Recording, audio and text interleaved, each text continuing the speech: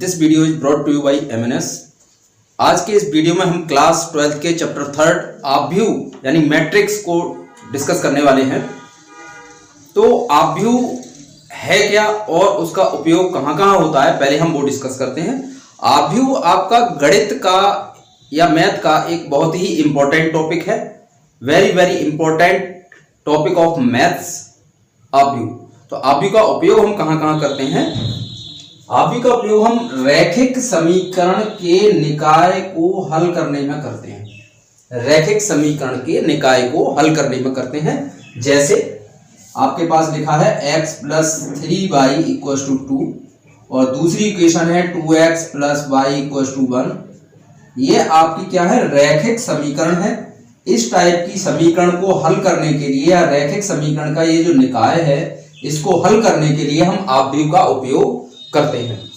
दूसरा है कंप्यूटर की इलेक्ट्रॉनिक स्प्रेडशीट प्रोग्राम। कंप्यूटर की जो इलेक्ट्रॉनिक स्प्रेडशीट प्रोग्राम्स होते हैं वहां पर भी हम इस आव्यूह का उपयोग करते हैं। और बहुत से क्षेत्र ऐसे हैं जैसे वाणिज्य है यानी कॉमर्स है, विज्ञान अर्थात साइंस के विभिन्न क्षेत्रों में, बहुत सारे क्षेत्रों में हम इसका उपयोग करते हैं जहां इसकी जरूरत पड़ती है और इसके जरिए हम उन प्रॉब्लम्स को, उन समस्याओं को बहुत आसानी से हल कर लेते हैं। आइए तो देखते हैं आव्यूह है क्या। आव्यूह एक रेक्टेंगुलर अरेरी है। इस तरीके से एक रेक्टेंगुलर अरेरी है। ये आपका एक प्रतीक है। ये प्रतीक है किसका? आव्यूह का। इस तरीके से हम प्रतीक बनाते हैं और इसमें हम अवयवों को लिखते हैं। अवयव कोई से भी हो सकते हैं। फॉर एग्जाम्पल मैंने 1 2 3 लिख दिए, 4 5 6 लिख दिया और ना लिख दिया। ये आपका क्या हो गया? एक रेक्टेंगुलर अरेरी हो गई। इसमें हमने एलिमेंट्स को या अवयवों को लिखा है। तो ये जो सिंबल है वो किसका है? आव्यूह का। ओके, अब इसमें हम बात करते हैं कि आव्यूह को इसमें कौन कौन सी चीजें हैं। सबसे पहले तो इसमें ये वाली जो लाइन आपको दिख रही है, पहली लाइन, ये इसको हम कहते हैं R1, मतलब रो 1 या पंक्ति 1। दूसरी वाली लाइन आपको जो दिख रही है वो रो 2 या पंक्ति 2। इसी तरीके से ये वाला जो लाइन दिख रही है आपको, वर्टिकल वाली लाइन, ये है C1। C1 का मतलब कॉलम नंबर 1, इसका मतलब कॉलम नंबर 2 और इसका मतलब कॉलम नंबर 3। तो पहले तो ये समझ में आ गया कि इसमें पंक्तियां कौन सी हैं और स्तंभ कौन से हैं, अर्थात रो कौन से हैं और कॉलम कौन सी हैं। तो रो आपके हो गए R1 और R2 और जो वर्टिकल में है वो आपके कॉलम है C1 C2 एंड C3। अब हम बात करते हैं इस आव्यूह के कोटि की। इस आव्यूह के कोटि की, कोटि को कहते हैं हम order of matrix. Order of matrix वो हमेशा लिखा जाता है रो इनटू कॉलम से, रो इनटू कॉलम। अब इसमें रो इनटू कॉलम का क्या मतलब है? मैंने ये आव्यूह का जो उदाहरण लिया है इसमें आपके पास रो कितनी है?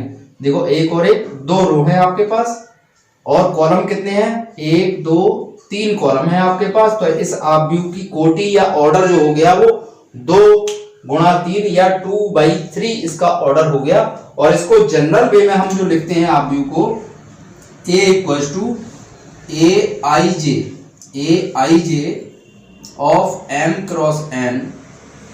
इस तरीके से हम इसको संकेतात्मक भाषा में लिखते हैं, जहां पर Aij क्या है? हमारा एक अवयव है और m गुणा n उसका ऑर्डर है। m गुणा n क्या है? उसका ऑर्डर है। मतलब m तो रो को रिप्रेजेंट कर रही है, पंक्तियों को, और n कॉलम को रिप्रेजेंट कर रहे हैं। यहाँ पर Aij का अर्थ ये हो गया, अगर i का मान 1 हो और j का मान 1 हो तो A11 होगा, जो कि आपका ये पहला वाला अवयव है A11। इसी तरीके से अगर हम i का मान 1 रखें और j का मान 2 रखें, i का मान आपने 1 रखा और j का मान आपने 2 रखा, तो आपको मिलेगा A12। तो वो आपका दूसरा वाला अवयव है A12। और इसको इस तरीके से भी कह सकते हैं, फर्स्ट रो R1 और 2 लिखा है तो सेकंड कॉलम, फर्स्ट रो और सेकंड कॉलम। तो ये आपका फर्स्ट रो है और ये आपकी सेकंड कॉलम है। तो यहां पर जो अवयव आया वो A12 हो गया। उसी तरीके से इसको हम क्या कहेंगे? A13 first row third column. इसको कहेंगे A21 second row first column. इसको क्या कहेंगे? Second row second column, second row third column. इस तरीके से ये अवयव है। तो आव्यूह को हम इस तरीके से संकेतात्मक भाषा में हम इस तरीके से डिनोट करते हैं, जिसमें m गुणा n क्या हो गया, उसकी कोटि हो गई। ओके स्टूडेंट, तो आपको ये समझ में आ गया कि आव्यूह है क्या और उसे किस में हम लिखते हैं, किस तरीके से लिखते हैं, और उसका ऑर्डर क्या होता है, कोटि क्या होती है, और उसमें R1, R2, C1, C2, C3 ये भी आपने समझ लिया। अब इसमें हम टॉपिक्स डिस्कस करते हैं, कौन कौन से टॉपिक हम इसमें पढ़ने वाले हैं। पहला टॉपिक आएगा आपका आव्यूह के प्रकार। आव्यूह तो हमने समझ लिया, तो आव्यूह कितने प्रकार का होता है वो हम इसमें डिस्कस करेंगे। दूसरा आपका टॉपिक आएगा आव्यूह पर संक्रियाएं, मतलब दो आव्यूह आपके पास होंगे तो उनको आपको प्लस करना है, माइनस करना है, वो हम इसमें डिस्कस करेंगे। नेक्स्ट है आपका आव्यूह के गुणन। आव्यूह के गुणन का अर्थ हो गया दो आव्यूह आपके पास है, उनकी हमें गुणा करनी होगी। नेक्स्ट है परिवर्त आव्यूह, वो आप इसी टॉपिक में जब बताएंगे तब डिस्कस करेंगे डिटेल में परिवर्त आव्यूह क्या है। नेक्स्ट आता है सम्मित आव्यूह और विषम सम्मित आव्यूह, और लास्ट आता है आव्यूह का व्युत्क्रम या इनवर्स निकालना बाय रो या कॉलम ट्रांसफॉर्मेशन से हम क्या निकालेंगे, व्युत्क्रम निकालेंगे। अब यहाँ पर आव्यूह जो शब्द है आदत डालो उसको कि इंग्लिश में बोले मैट्रिक्स बोले, रो है उसको पंक्ति ना बोल के उसे रो कहे, स्तंभ को ना बोल करके उसे कॉलम कहे, क्योंकि आगे चल के आपको प्रॉब्लम क्रिएट ना हो, इसलिए छोटे छोटे जो वर्ड्स हैं इनको अभी से आप अपनी हैबिट में डालें। ओके स्टूडेंट्स, तो नेक्स्ट वीडियो में डिस्कस करेंगे अपना नेक्स्ट टॉपिक आव्यूह के प्रकार।